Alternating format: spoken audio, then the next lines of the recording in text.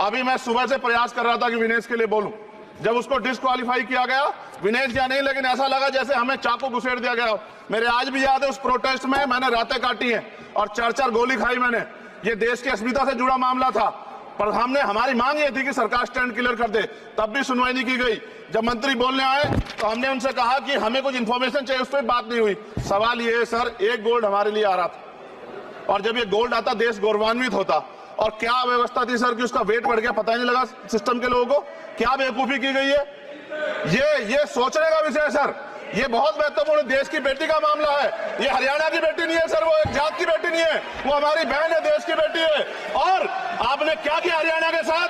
आपने हरियाणा का बजट कम किया, जबकि सबसे ज्यादा मेडल हरियाणा लेके आता है। ये गलत है सर, ये धोखा है।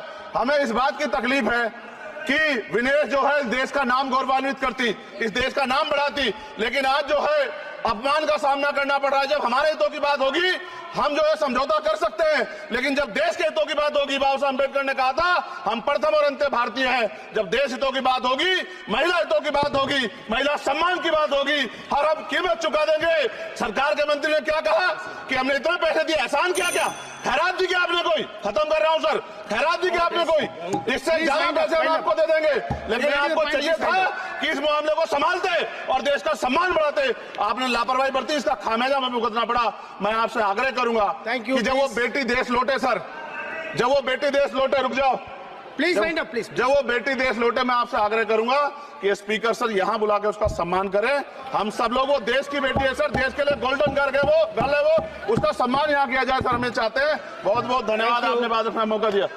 महिला विरोधी चुप रहे। थैंक यू कोई महिला विरोधी नहीं बोलेगा बीच में।